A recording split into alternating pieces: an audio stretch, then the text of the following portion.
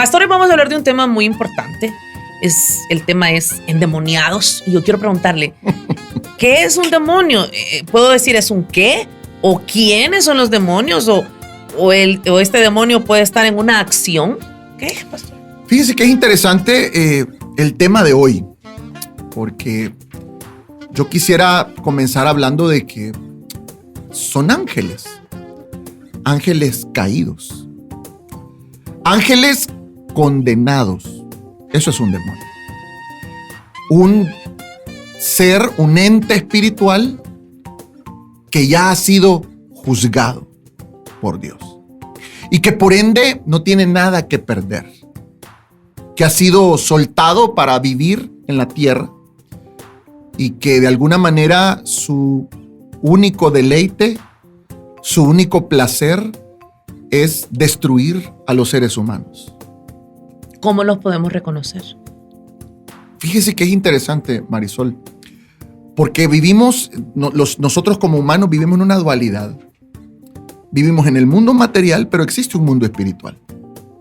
Un mundo espiritual en el cual vamos a darnos cuenta que hay, de alguna manera, influencia negativa.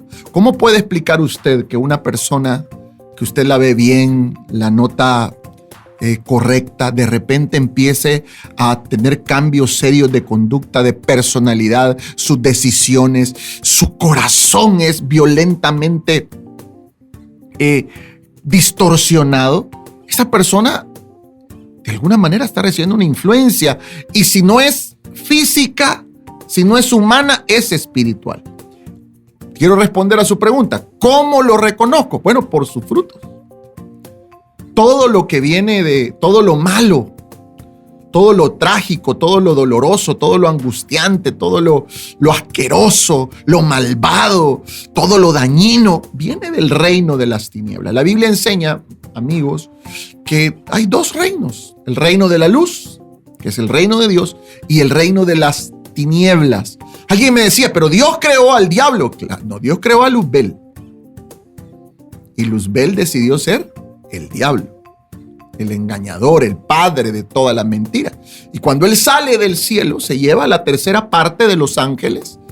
Y tanto es así que tenemos aquí en El Salvador una representación cultural, diría yo, porque no puede ser real, pero es cultural, en la puerta del diablo, ¿verdad? Que cuando él venía huyendo del cielo, dicen que pasó por ahí, por la puerta del diablo. No sé si Josué me hace el favor de ponerme algunas imágenes de la nueva, renovada puerta del diablo, sí, ¿verdad? Y dice que pasó por ahí, como ustedes están viendo, en esa piedra, la rompe y pasa por ahí en su vida, y se trajo a la tierra este grupo de ángeles que ahora nosotros conocemos como demonios, que fíjese, Marisol, amigos, que según los teólogos, el deseo más grande de un demonio es poseer un cuerpo.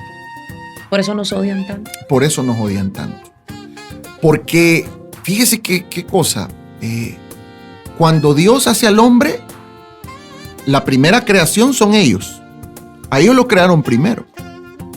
Sin pensar los ángeles que iba a haber otra creación. Ellos eran la máxima creación de Dios. Eran lo más lindo que Dios tenía, eran esos ángeles. Pero como se da este cisma, este caos en el cielo, o donde está Dios, que se trae esta parte de los ángeles y vienen a la tierra y empiezan a ver un caos. Entonces viene Dios y dice, voy a hacer un ser, voy a crear un ser que no tenga las características tan superiores de estos seres angelicales. Y, oiga bien esto, y que tenga la capacidad de decidir si me quiere adorar o no me quiere adorar. Porque los ángeles tienen una predisposición ya a adorar a Dios. Ellos no deciden como nosotros ahora. Antes podían, hoy no. Hoy los ángeles están al lado de Dios, y esa misma presencia hace que toda su voluntad esté rendida completamente al Señor. Tanto que cuando usted ve el escenario apocalíptico, otro día hablaremos de eso, cuando usted ve el escenario apocalíptico, usted se va a dar cuenta, Marisol, que hay ángeles que pasan 24 horas diciéndole santo, santo, santo. Es todo lo que dicen. O sea, ese cuerpo angelical está programado para eso. Pero viene Dios y dice, no, yo voy a ser un ser sin programación y le voy a dar libre albedrío. Y ese ser va a hacer lo que él quiera, lo que le dé la gana. Y si él en su autonomía decide adorarme, yo lo voy a celebrar. Y voy a amarlo. Y voy a dedicarme a él. Y ahí es donde, por eso es que los ángeles tienen que sentir un gran resentimiento contra el humano. Porque nosotros le recordamos su desgracia.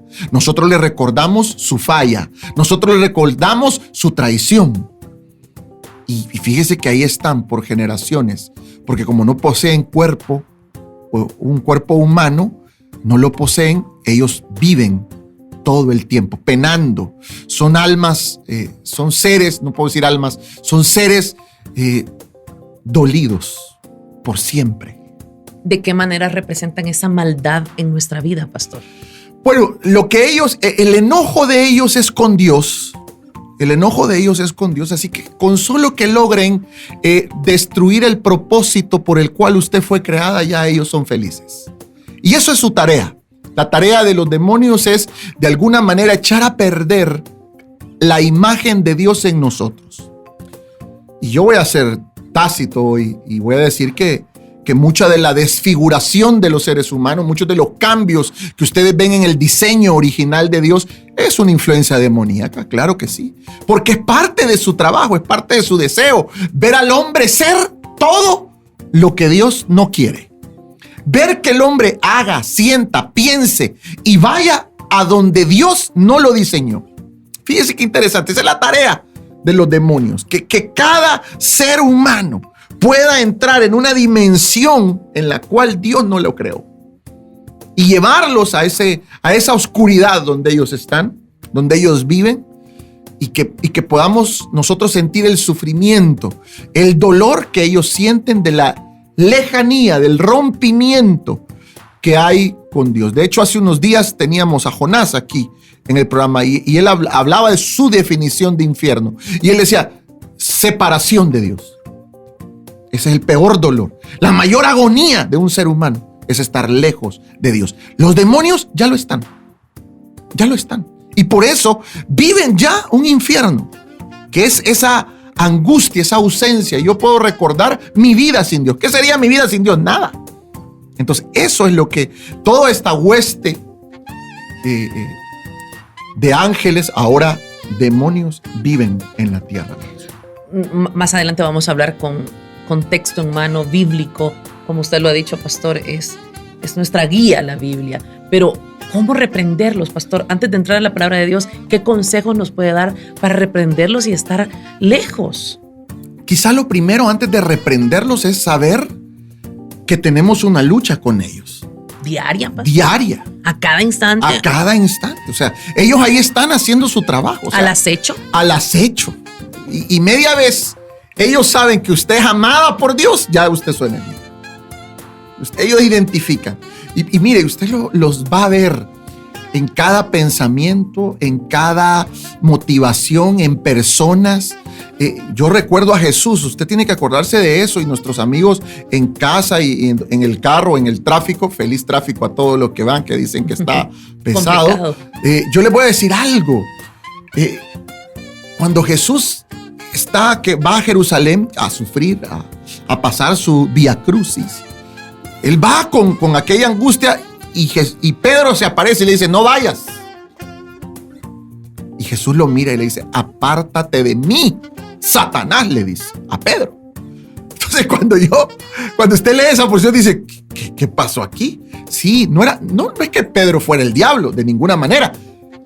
Pero esos espíritus estaban motivando a Pedro para que Jesús se desviara del propósito, cambiara su forma de hacer el plan divino, que el plan que nos salvó, que nos libró, que nos bendijo, no se llevara a cabo. Entonces, Marisol, es imperativo que nosotros podamos primero identificar cómo funcionan, cómo trabajan. Y yo debo verlo en todo aquello que me separa de Dios, número uno, en todo aquello que me separa del propósito de Dios y que cambia desde mi forma de verme hasta mi forma de sentirme. Por ejemplo, hay momentos en los cuales yo digo, esto que estoy sintiendo no es de Dios. Esto que me está pasando, no es de Dios. Esto tiene que ser de algún espíritu.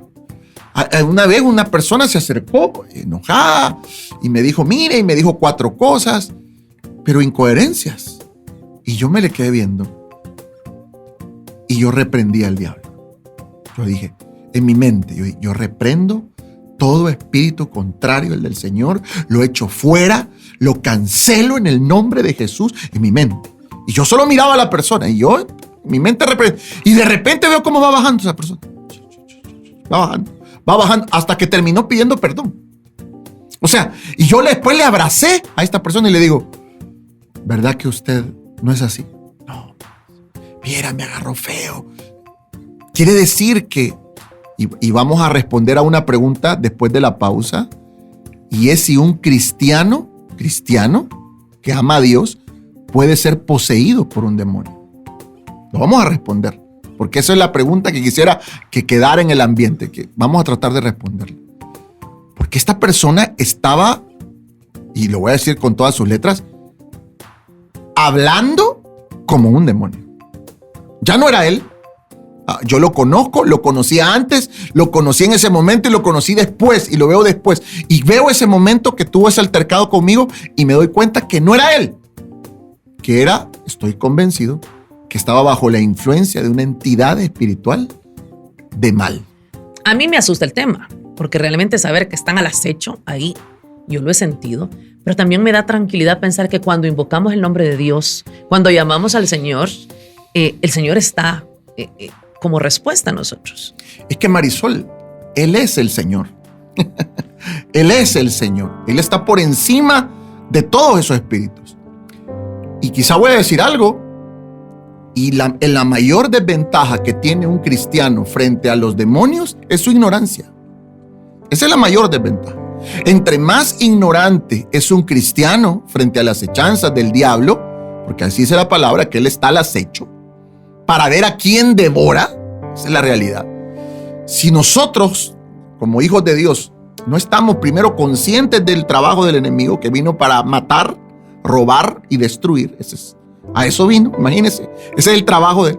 Pero el trabajo de Dios es dar vida y vida en abundancia. ¿Sabe qué es lo bueno, Marisol? Que estamos en el equipo correcto. Solo hay que estar preparados, alertas y dispuestos. Esta pregunta es delicada, pero estamos más expuestos porque estamos más cerca de Dios. Totalmente. Nosotros los pastores, por eso es que usted oye noticias, el pastor aquel falló, el líder aquel cayó, porque estamos más expuestos, mucho más expuestos. Así es. Bueno, vamos a hacer una pequeña separación, una pequeña pausa, pero al regresar el pastor tiene textos bíblicos que sin duda nos van a ayudar como ese escudo, como esa bendición de Dios que siempre llevamos y con la cual tenemos que amanecer, tenemos que acostarnos, tenemos que llevar a lo largo del día. ¿Le parece, pastor? Como usted mande. Mire, y andamos estrenando. Sí, estrenando. Hoy, sudadera. Sí, ya volvemos, siga con nosotros. Esto es Mañanas con Paz. Con ustedes, Vladimir Rivas. Gracias por estar con Mañanas con Paz. Pastor, un tema importante, endemoniados, difícil el tema. Hablábamos de cómo están al acecho. ¿Qué dice la Biblia, pastor? Bueno, le prometí algo. Le dije que íbamos a responder a una pregunta. Ah, sí, tiene razón. Porque usted puede salir después de escuchar este programa, de hoy que vaya rumbo a su casa diciendo, bueno, ¿quiere decir que esos demonios son malos, son peligrosos, están al acecho? ¿Y yo? ¿Cómo estoy? Bueno, ¿un cristiano puede ser poseído por un demonio? No. No. La sangre de Cristo cubre a un cristiano. El Señor es nuestro amparo y nuestra fortaleza. Y donde está Dios, no está el diablo. Oiga bien lo que le estoy diciendo. Donde está Dios, no está Satanás. Donde camina el Señor, no hay un demonio que se atreva, siquiera, Marisol, a atravesarse. El problema del hombre siempre ha sido el mismo: el pecado. El pecado separa al hombre de Dios. Nos separa, nos retira de Dios. Y entonces entra un concepto que se puso muy en boga en los años 90, 2000, entre los teólogos. Y yo soy de los que lo comparto. Más de alguno no lo vaya a compartir, pero bueno, para eso son estos programas, ¿verdad? Claro. Para poder expresar nuestras opiniones. Y se respeta la de los Exacto, demás. y se respeta también las de los demás, como usted lo acaba de decir. Pero yo soy de los que pienso que un cristiano no puede ser poseído por un demonio. Esa es mi teoría, o esa es mi fe. Pero sí creo en lo que algunos llamaron en ese momento demonización. Fíjese el término. No es un término bíblico, para comenzar, sino que es un término teológico. ¿Cómo así, pastor? Un término que dice que es la influencia espiritual en la vida de un cristiano, de un demonio, que cedió una área de su vida. Mire qué interesante. Quiere decir que yo soy un cristiano, un hijo de Dios, pero en el área sexual yo abrí puertas y hay espíritus que entraron a mi vida. Sigo yendo a la iglesia, puedo ser hasta un servidor, podría ser hasta un pastor, pero en el área sexual hay un espíritu que se logró colar en mi mente y en mi corazón. Y a eso los especialistas de aquel momento le llamaban que esa persona empezó a ser demonizada. ¿Qué significa eso? Que hay una influencia directa de un espíritu contrario en la vida de un hijo de Dios. Algunos puede ser las finanzas, a través de los juegos de azar, a través de apuestas, a través de invertir su dinero en X y Y cosas que no son de Dios. Abrimos esa puerta. Algunos están peleando, algunos tienen odio. La falta de perdón es una puerta. Cuando usted está enojado, cuando usted no puede ver a alguien, es una puerta que usted está abriendo con el... Ahí es donde nosotros tenemos una armadura divina. La armadura de Dios nos cubre completamente. Pero esa armadura, nosotros le hacemos las grietas. Con los movimientos que hacemos de falta de perdón, de odio, de resentimiento. Hay gente que alguien la traicionó y está fijada ahí. Y cada vez que se acuerda dice, como quisiera desquitarme, como quisiera hacerle... Entonces eso abre una puerta. Entonces el demonio está a la par. El problema es que los demonios andan buscando. Y se agrupan. Algunos especialistas dicen que hay demonios de lascivia, que tiene que ver con la sexualidad, demonios de avaricia, que tiene que ver con el uso del dinero. Y esos andan ahí al acecho nuestro, buscando, como dice el texto, a quién devorar, a quién acabarse. Fíjese bien, le voy a leer una porción de la palabra de Dios que para mí nos da muchos síntomas hoy de una persona que pueda estar siendo demonizada. ¿Qué significa esto? Que en esa armadura impenetrable ellos están abriendo grietas. Y yo quiero hoy llevarlos al libro de San Marcos, capítulo 5, versículo 1, que dice así: vinieron al otro lado del mar, a la región de los Gadarenos. Y cuando salió él de la barca, enseguida vino a su encuentro de los sepulcros un hombre con un espíritu inmundo, que tenía su morada en los sepulcros, y nadie podía atarle, ni aun con cadenas, porque muchas veces había sido atado con grillos y cadenas, mas las cadenas habían sido hechas pedazos por él, y desmenuzados los grillos, y nadie le podía dominar. Y siempre, de día y de noche, andaba dando voces en los montes y en los sepulcros, e hiriéndose con piedras. Cuando vio pues a Jesús de lejos, corrió y se arrodilló ante él, y clamando a gran voz dijo: ¿qué tienes conmigo, Jesús, Hijo del Dios Altísimo? Te conjuro por Dios que no me atormentes. Porque Jesús le decía: sal de este hombre, espíritu inmundo. Y le preguntó Jesús: ¿cómo te llamas? Y respondió diciendo: Legión me llamo, porque somos muchos. Y le rogaba mucho que no los enviase fuera de aquella región. estaba ahí cerca del monte un gran hato de cerdos paciendo. Y le rogaron todos los demonios diciendo: envíanos a los cerdos para que entremos en ellos. Y luego Jesús les dio permiso. Y saliendo aquellos espíritus inmundos, entraron en los cerdos, los cuales eran como 2,000. Y el hato se precipitó en el mar por un despeñadero, y en el mar se ahogaron. Y los que apacentaban los cerdos huyeron y dieron aviso en la ciudad y en los campos, y salieron a ver qué era aquello que había sucedido. Y vienen a Jesús y ven al que había sido atormentado del demonio y que había tenido la legión, sentado, vestido y en su juicio cabal, y tuvieron miedo. Y les contaron lo que habían visto, cómo le había acontecido al que había tenido el demonio y lo de los cerdos. Y comenzaron a Jesús, en lugar de agradecerle, de celebrar el milagro, dice que comenzaron a rogarle que se fuera de sus contornos. Al entrar él en la barca, el que había estado endemoniado le rogaba que le dejase estar con él. Mas Jesús no se lo permitió, sino que le dijo: vete a tu casa, a los tuyos, y cuéntales cuán grandes cosas el Señor ha hecho contigo y cómo ha tenido misericordia de ti. Y se fue y comenzó a publicar en Decápolis cuán grandes cosas había hecho Jesús con él, y todos se maravillaban.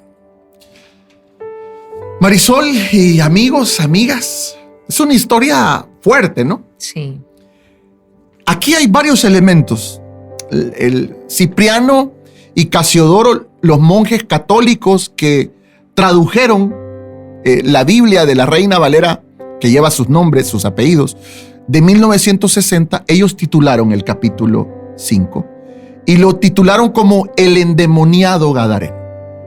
Así lo titularon. Por eso es que nosotros, los cristianos, conocemos esta historia como la historia del endemoniado gadareno. Pero aquí hay unas cosas raras en este endemoniado. Y es que este endemoniado, a diferencia de otros, no huía. Fíjese que cuando usted ve al endemoniado, dice que corrió donde estaba Jesús. En lugar de huirle, corrió donde estaba Jesús. Y otra cosa interesante, se postraba delante de Jesús. Y que le decía: Hijo del Altísimo. O sea, lo reconocía como el Hijo de Dios. Todos estos elementos a algunos especialistas les parece que este hombre era el producto de una demonización, porque todavía tenía características propias de un cristiano. O sea, podía ir a la iglesia, podía adorar, podía hincarse, porque un endemoniado está lejos, no quiere nada, se corre o no está cerca de Jesús. Pero este, al contrario, corrió donde Jesús estaba. O sea que él en algún momento, Marisol, era alguien como nosotros, que cantaba los cantos, que le gustaba las cosas de Dios, pero poco a poco en su vida fue cediendo áreas.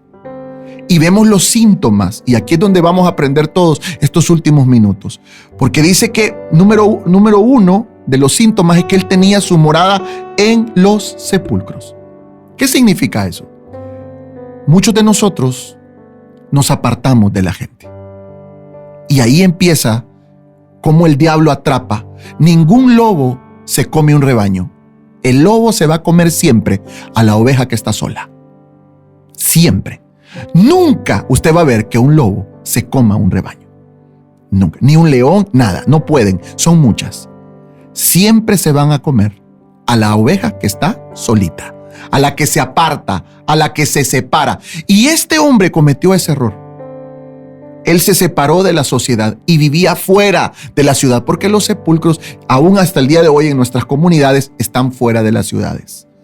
Y yo creo que vivir ahí, vivir en la soledad, siempre te va a matar. Te vuelve presa de espíritus contrarios, lo que hacemos. Y por eso es que nosotros nos congregamos, Marisol.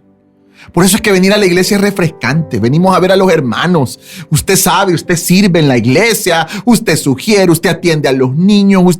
¿Por qué esas cosas? Porque eso nos aleja de estar solos. Nos vuelve parte de una comunidad activa y evita a toda costa, de alguna manera, el testimonio cristiano me hace a mí alejarme de todo aquello negativo. Número 2, dice que no solamente tenía su morada en los sepulcros, sino que nadie le podía atar.